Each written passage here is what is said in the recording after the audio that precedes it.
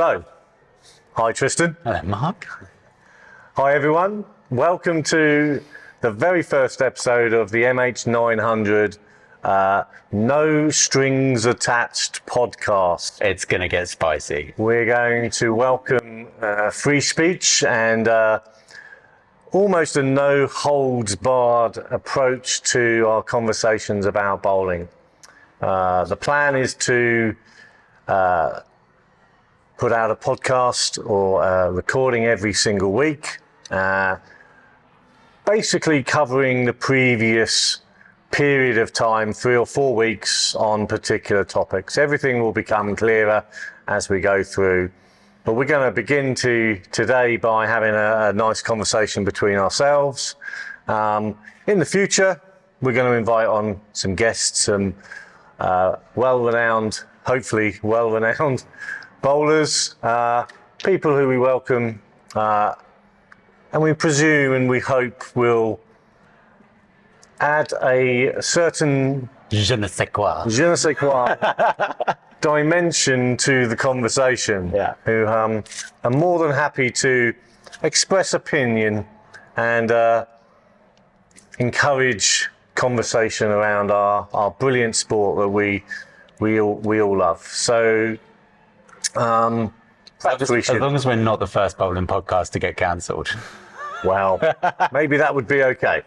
Yeah. I don't really know what that means, but we'll just do what we do and put it out there, and you can let us know what you think. So Right into it. Do you have any pressing questions you'd like opinions on? why are we here? What do you want us to do? Why are we here? What do I want us to do? I'm kind of hoping that people are going to watch this and just go, do you know what? That was actually quite entertaining. Yeah. Yeah. But at the same point, giving maybe some people who have done exceptional things in the last month some recognition they deserve, other than sort of national associations posting, sort of celebrating. This could be a platform for celebration of just great things in the sport. Yeah. I think we want it to be a mix of things. Yeah. A bit of entertainment, some friendly banter here and there. Also, a little bit of a summary of what's gone on over the last 2 or 3 or 4 or 5 weeks, whatever period of time we're covering. What's going on in the PBA, what's going on in England bowling, what's going on in the old people bowling. Sorry, I mean the 50 bowling. I am that age group, so I'm allowed to say that. 10-ball banger league. Yeah. The four rev team. Yeah. Players.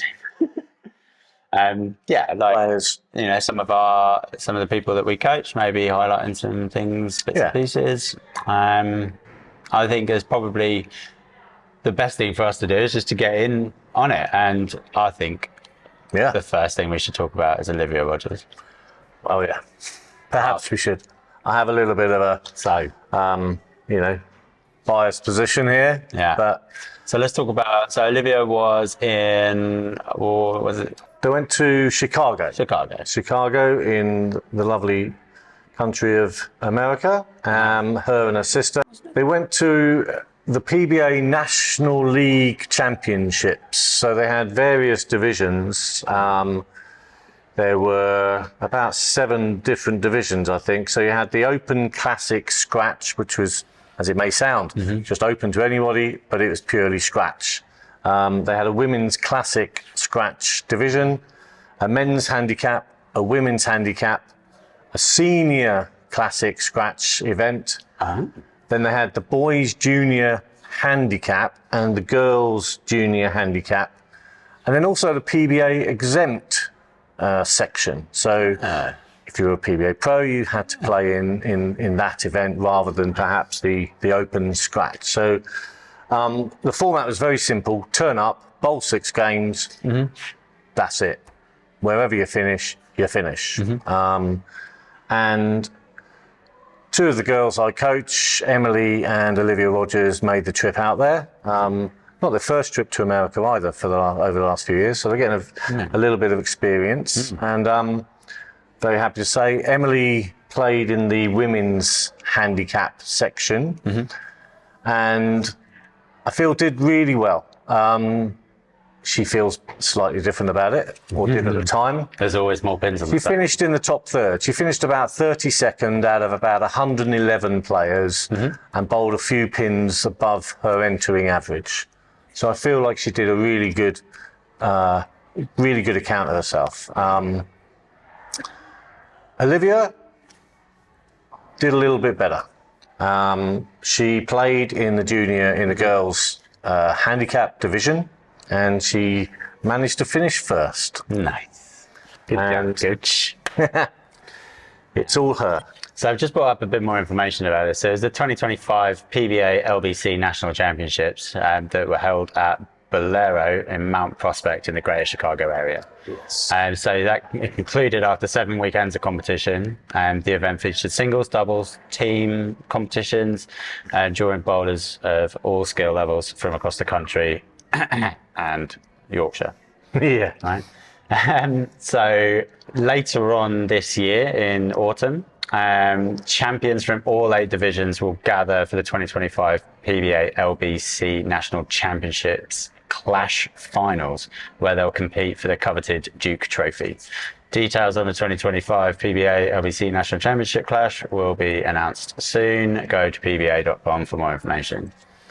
So, huge achievement, and I think I've been watching Olivia bowl whenever I can, really, because she looks great when she's bowling. Physically top tier. Yeah, she's improved significantly over the last 6 months, I would suggest. Improving technique generally, but also consistency of scoring and understanding more about how to score. And she's been playing on a lot of different patterns in different countries. So the experience is growing for sure. Just to give people some numbers, for those who love numbers, it was a handicap event, and subject to all the verification process that PBA need to go through regarding averages, her total was 1,551 for 6 games, including a handicap, and that placed her 140 or 135 pins above the second placed player. Shame. Scratch-wise, she had 1,209, and that was the highest scratch score. So regardless of the fact that it was a handicap tournament, she in fact beat everyone's scratch as well. So I think it's very worthy of a mention. Absolutely.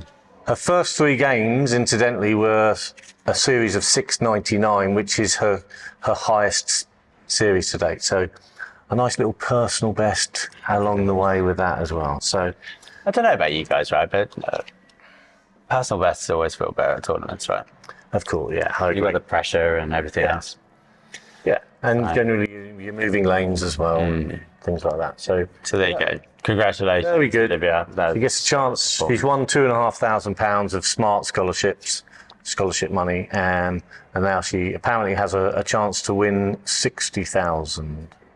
So the person who wins the Wow. finals have Mega. apparently are playing for about 60,000. And to give you a couple of names, if I can find them quick enough, where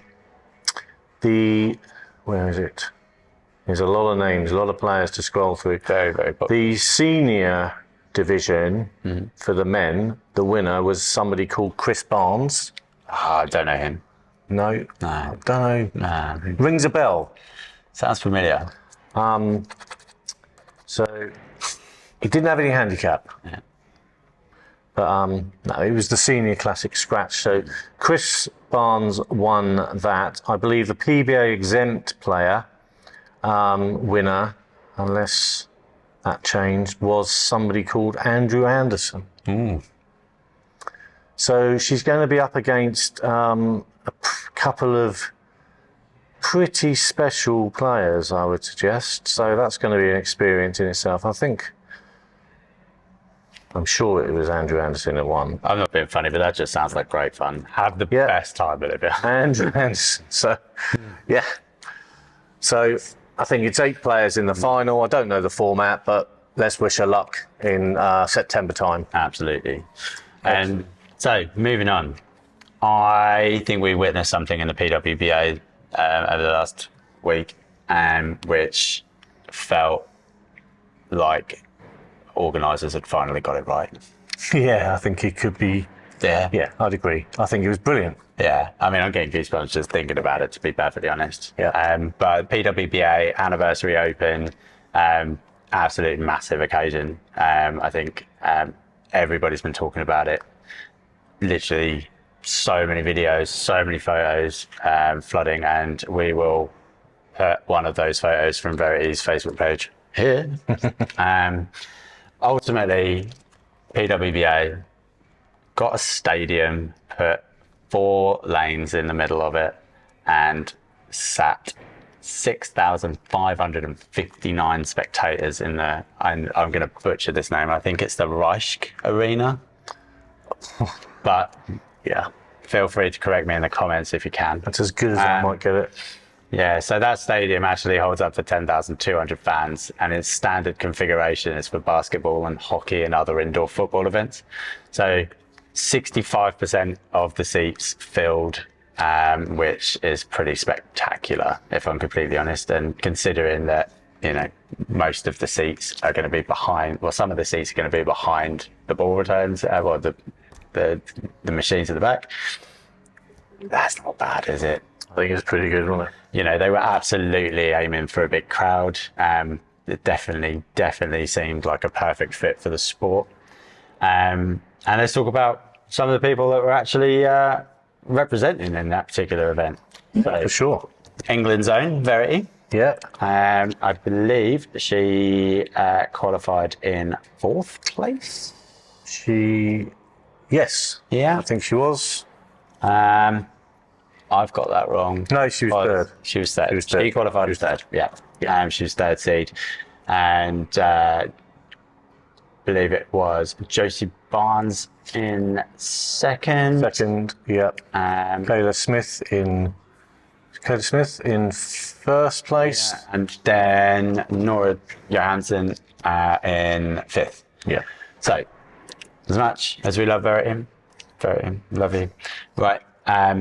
We just have to take a moment just to congratulate Nora for being not only the 3rd female Swedish player to make a PWBA stepladder finals, but she has cemented herself in bowling history by being the first female 2-handed player to make a stepladder final. Like televised. A televised. I believe it was a televised. The wording was televised, but anyway, nevertheless, fantastic. Yeah. I think it's great for female bowling. Yep. You know, I think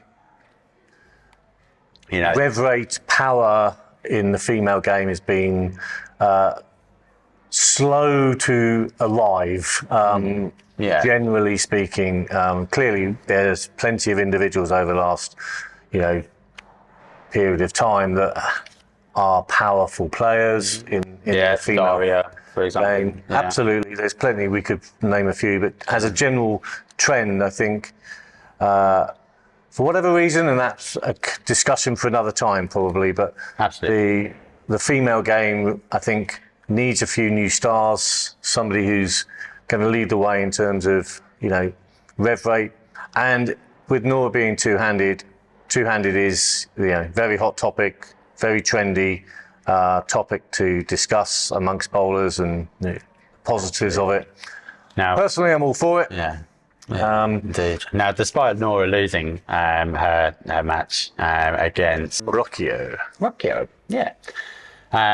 Again, probably butchered that, so apologies in advance.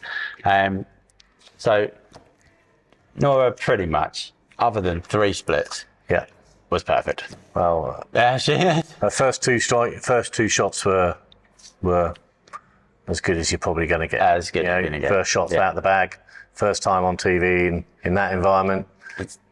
Nailed them, and then just 1 or 2 shots for whatever reason. Maybe she got a bit fast, or she found a little bit more oil, and it just didn't quite make the turn. And she left 2-8-10 twice, I think it was, and a 2-10. Basically, the 3 of the same shots. Yeah, exactly. And that was her game done, unfortunately. But take nothing away from her opponent. She played well. It was phenomenal. So this won't be the last time, I think, that you'll see Nora Johansson on TV. On the PWBA, that's for sure. Yeah, and I think for young athletes such as Olivia, another 200 player, to have somebody achieve that spot, get on TV as a female 200 player, just makes me excited. Yeah. It's like, it's happening. Yeah. So kids need role models in sport. 100%. That's why, that's part of what, enthuses people to play and drives them on and makes them realise that it's possible to do these things. So, it's an exciting time for the female game, I think, with, what they've done with the stadium event and, with new players, younger players coming on the scene. Let's hope that the female pro tour really, really expands quickly and they get the sponsorship they deserve. And, because, it was a hell of an event, and I'd have loved to have been. We need more. We need more girls. We need more women playing bowling. Sadly, there's always fewer. When you look at our leagues and our clubs in England, around Europe, and we're sadly, there's fewer girls. So we've got to find ways of attracting more girls and more women into the game to play competitively, and having role models and having events like those finals in that stadium may well inspire that to happen. Yeah, and I think Verity has done such an exceptional job of promoting the sport. Unbelievable. Not only in the UK but across the world. She has such a huge following, and she's very talented to boot. Yeah. Right. In case you're watching, Verity, we appreciate everything you do in that sense. Thank you. Yeah, thank you. And for girls to not only have a thumb-in role model such as Verity, and now Nora, A thumb out. very, very quickly going to be taking that position. I think there's two clear pathways for girls as well now. Yeah. As well. If you look in Europe, at the recent European Youth Championships over the last 2 or 3 years, but particularly the more powerful girls, the girls with a higher rev rate generally are the ones that have outperformed the ones with lesser. Yeah. So the shift in that skill set, as opposed to the skill set of being able to just repeat what you do, which is still a high skill set to have. The power of your delivery, the power of the ball at the pins is starting to become more important for the girls. It's been like that for the guys for a long, long time. Yeah, you've got players like Fiona Lindman from Germany, you've got Emma Palermo from Finland, you've got Madeline from Norway. There's a couple of girls from the Czech Republic. Forgive me, I can't remember their names. Emma and... So Emma's a thumb-in player. Yeah. I'm talking specifically about the two-handers. Two-handers, you were saying. The two-handers that are coming through in, the youth divisions, especially, from EYC. Emma Palermo had a fantastic tournament. Yeah. I believe out of the 6 balls she took... Sounds like a familiar surname. It is a familiar surname. Certainly bowling heritage in the family. Any influence there? I wonder. Good. Cheers, that's good. So I think, we've seen two-handed players being fairly dominant in the men's game. You are going to see such a gap appear in the women's game. I think you will. I think it's going to still take maybe 3 to 5 years for us to get to that point. But, for those of you who are like stats a little bit, if you look at the European Youths Championships in the last 3, maybe even 4, going back 4 championships, if we go back to Wittelsheim in 2022, which was later in the year for a change due to the knock-on effect of COVID, I think it went from about 3 or 4 girls that were playing with their thumb out to last time doing about 25, 28, I think. Yeah, it's quite. So the increase is significant, and it will carry on. The lads have gone from maybe about 45% in Wittelsheim in 2022 up to just under 75% last year in March. So, or this year in March. I mean, they're probably going to settle around that sort of level. Yeah, I can't remember which tournament it was, but it was a youth international. I think it may have been in, I want to say Korea or Singapore. Where was the one you went to? The World Youth Championships was in Korea. Nora averaged 240 for qualifying, and the closest to her was like 210. Wasn't that event? It was something, wasn't it? But yeah, I can't remember the event specifically, but it just goes to show that there's going to be a 30 pin gap at some point, you know?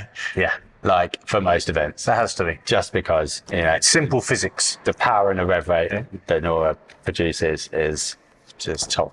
The energy hitting pins when it's more, and when it's a combination of speed and revolution, then, you know, all things are possible. So it's going to be exciting times for the women, as we say, and for the girls. Hopefully we're going to see more and more, you know, powerful players, exciting players to watch. And, you know, hopefully it will push the scoring level up a little bit and, you know, close the gap on the males. Yeah, so congratulations, Swedish bowling. Congratulations, Nora. Absolutely spectacular performance, and it was a pleasure watching you all on TV. Great job, guys. Well done. What else shall we talk about? So there's been 2 EBTs back-to-back this week. Madrid and Berlin. So a few English guys go over there. Yeah, so should we talk about Madrid? Madrid first, yeah. Yeah. Let's have a little look.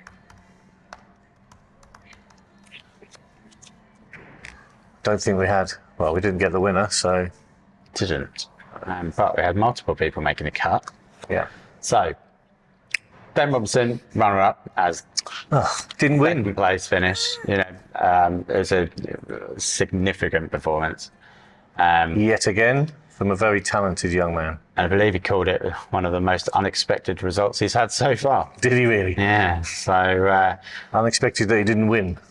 He did actually win it the year before, though. Yeah. So he won the 2023 Madrid Challenge. You know, it's just super consistent on the EBT tour. I think I've said this to him, and I've said it to others. I think he's one of the best players we've seen for a very long time in England who repeating his physical technique, and he's now improving his ability to create ball motion with non-urethane equipment, which is a credit to him and his coaching team. And for sure, I think he's maybe getting to being nearly unbeatable in Europe. Yeah, I think he's getting close. Robin Lahammer. He's very, very high standard right now, I would suggest. So he's very, very good. Let's see what the future holds for Ben. Could be really exciting.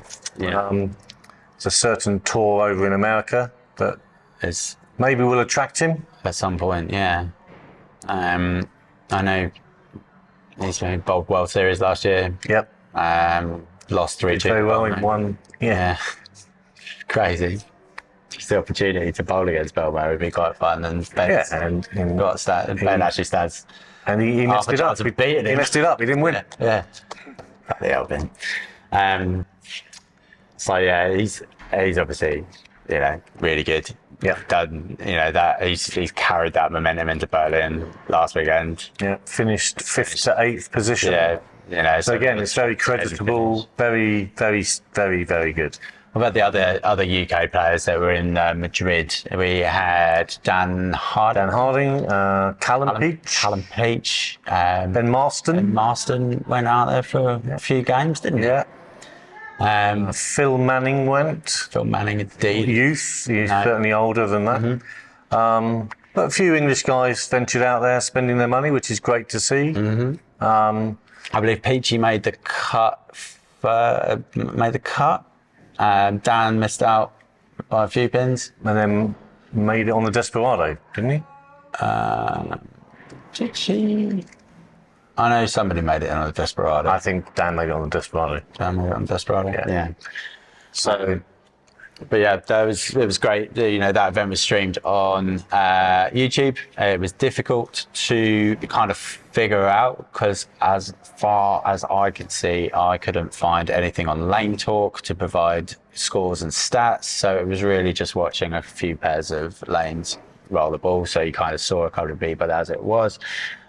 So thank you very much for the live stream. It's nice to watch some bowling, but some access to live scoring and an overview of the whole event would be really nice. So hopefully for 2026, we'll see a little bit of a better stream.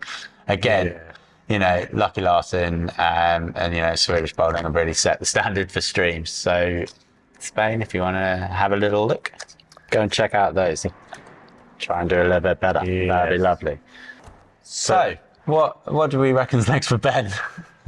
Don't know. What's next on the calendar? Just to go back to Berlin, I've just noticed that he lost in the quarter-final match, but he lost to the winner. Oh, that's always. So you know that's always a little bit of a softening of the blow, I would suggest. But so. We can have a look at what's up on the calendar. Mm-hmm. So there's also some more EBTs coming up. I would expect to see Ben there. One of those. We've got Vienna, Oslo and Milan coming up. Some bronze and silver events. I mean, he's made Tennis International in Denmark in August. Yeah. I mean, he's made the Masters 2 years on the bounce now, hasn't he? Yeah. I'm going to call it. Ben, if you're watching, I'll bet £5 on the fact that you're going to win the Masters this year.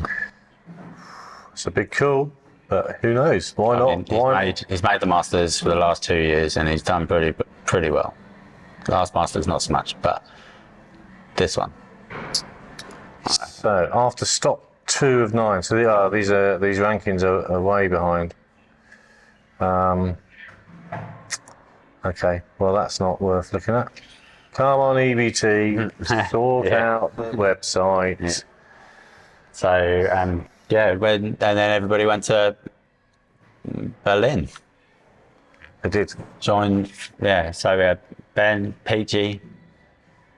Frank Stevenson went out there. Stevenson went out, So our gold medal winning athlete from Youth Euros in March where were they? Can't even think where they were. I have a feeling I've already asked this question. They were in Turkey. So he did rather well there, and he's gone out to. He also went out to the Youth World Cup in Helsingborg back in June time. Just missed the cut on that one, didn't he? And I spoke to him afterwards, and I'm sure he won't mind me saying he was disappointed, but he was very well. You know, he was automatically looking forward to Berlin and getting back to the training ground, so all the training lanes, and he finished just outside the cut this time, so another learning curve for him. But he's a young man with some good talent. Exactly. He's got plenty of time on his side. Talking about a young man who has plenty of talent, who we missed from the Madrid event, Louis Dawson went out there. Of course. Yeah. How can we forget Louis? Yeah. Part of our club. Yeah. Sorry, Louis. So I had a chat with Louis actually about this event on Saturday, and he was just like, you know what, I was throwing the ball really, really well. Right. The only problem is that the approaches were the right ball in the right place. No, the approaches were very, very slippery, and he didn't have a solution on the hand to stop him from sliding, so he had to go at half. He was reducing his speed on the approach in order to manage slide. Right. And I think these are the sort of lessons that you really need to learn in your rookie year in terms of preparing for an event. Yeah. You know, going with multiple options. You have to be prepared for any eventuality. Exactly that. And also conversations with other bowlers about what equipment do we take to Berlin off the back of Madrid. Yeah. You've got 6 balls to take unless you're going to be paying an extra £200 to take another 6. Yeah, it's tough.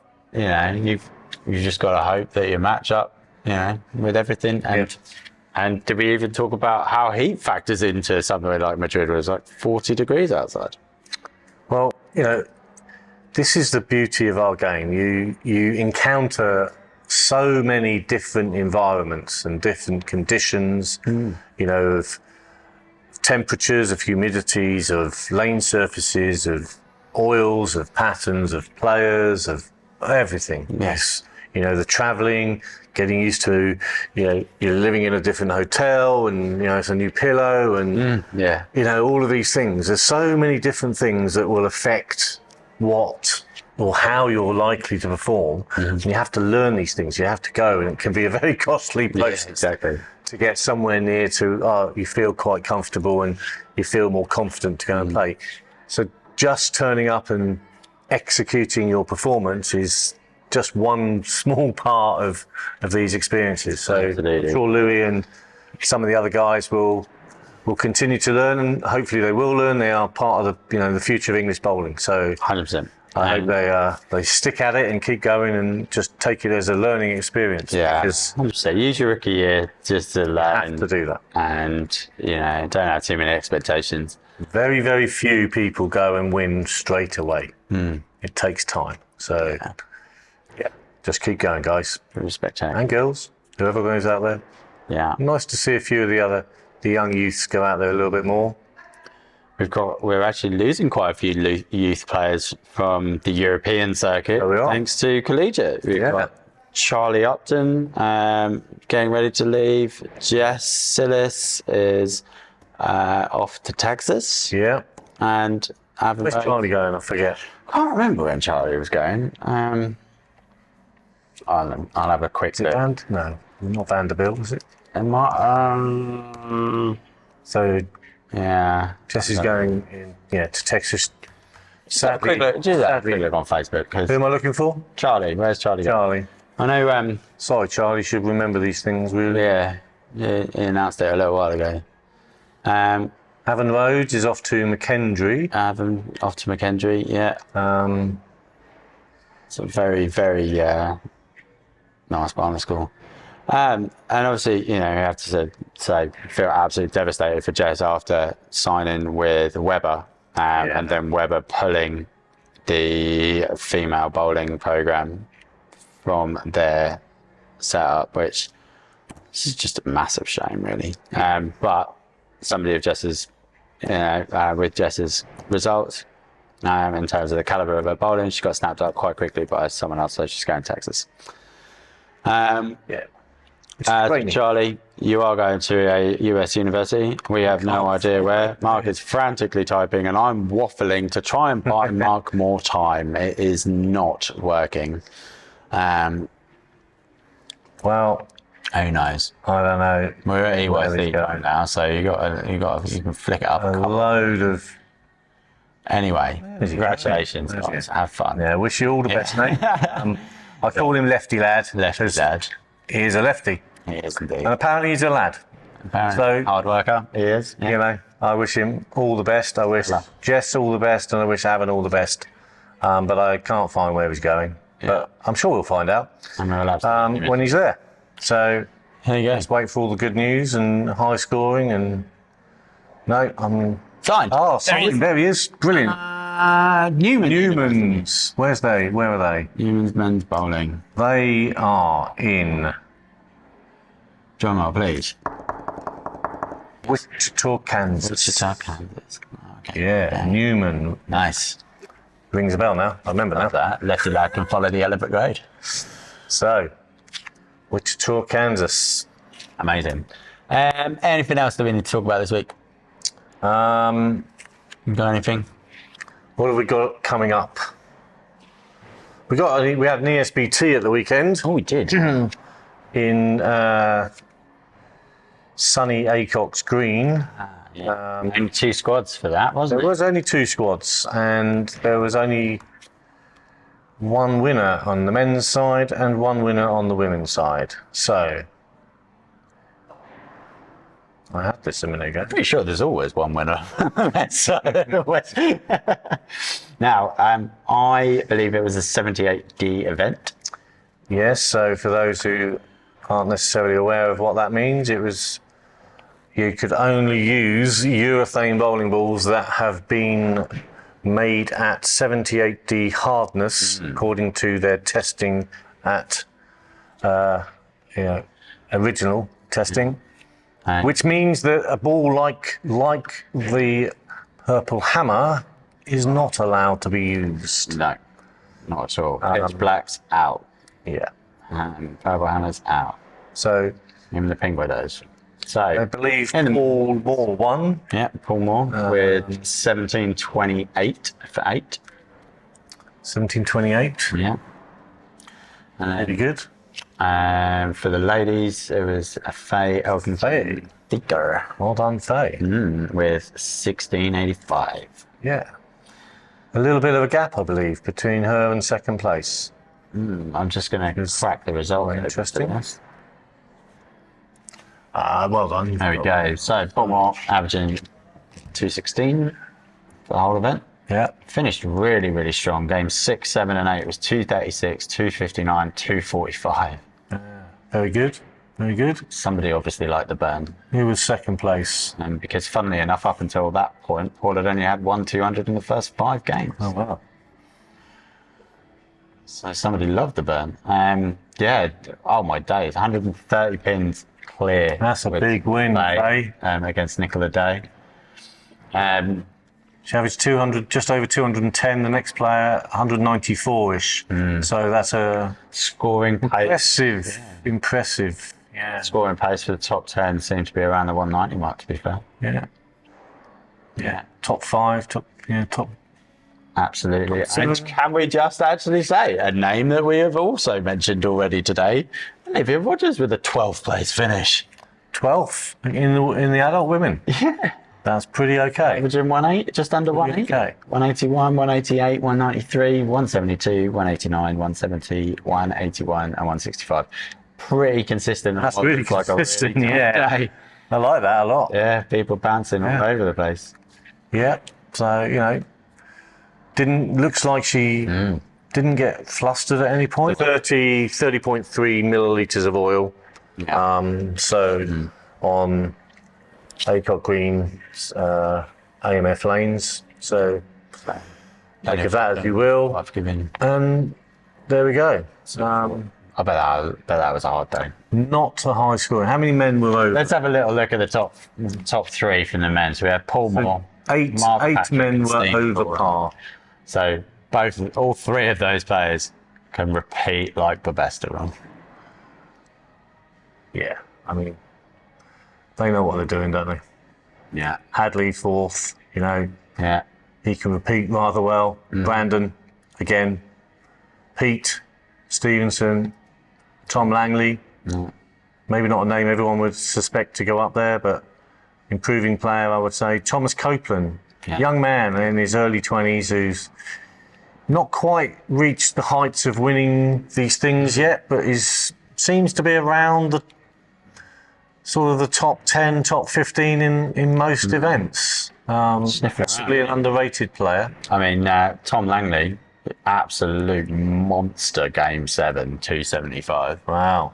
Yeah. So all that took, anybody really in the top 15, all it would have taken was one big game to put them into top 3. Top 3 or something. So 9th place, champ himself, Mr. Matty Clayton. Matty Clayton. Ray Teese in 10th. Greg Stretton in 11th. Yeah. Off the back of the Hive getting the England call up. Yes. Yeah, well done, Greg.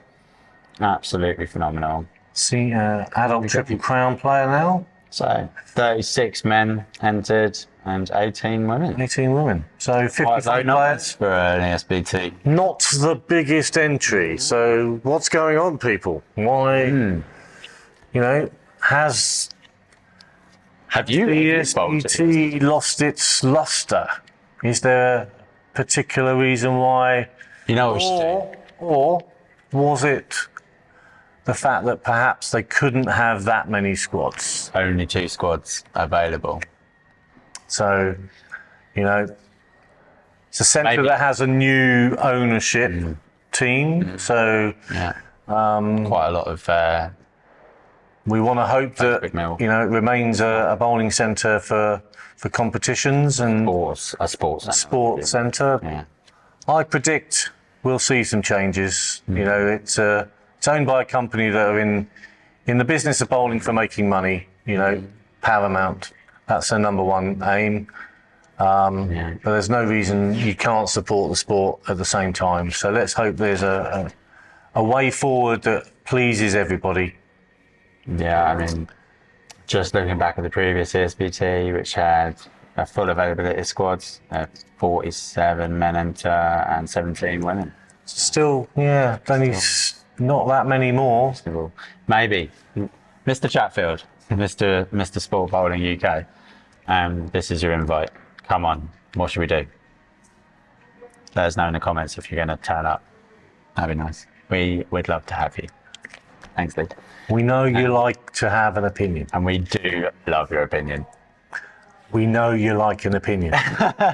So, We don't always love them. come to the fat. We love you, mate. But what's going on? We don't want to get complacent, do we? We want to make sure that our best tournaments survive. And, you know, what the ESBT's done over the last 10 years or whatever it is now, I can't remember. Is it just the fact that perhaps the 78D rule has produced lower entries? Because Perhaps. Is that something we want to look at then? Yeah. You know, that's a good idea. It's a good thought. There you go. I think we should do a whole another next episode on just urethane. Just urethane, the benefits of it, or the hindrances, or the challenges of it. Let's see all of it. So, ladies and gentlemen, I would like you to drop in the comments what your thoughts are on urethane, and we will collate them all, and we will then show some of them on the next episode, and we will talk, and we will get into it. Let's talk about urethane. Is urethane terrible? I love talking about urethane. So, on that note, I'm quite excited for the next episode. I hope you've enjoyed this one. This has been No Strings Attached, brought to you by MH900. I'm Tristan. Thanks for watching. Speak to you next time. Take care. Bye. Love you all. That was all right, wasn't it? That was all right. I think that was all right.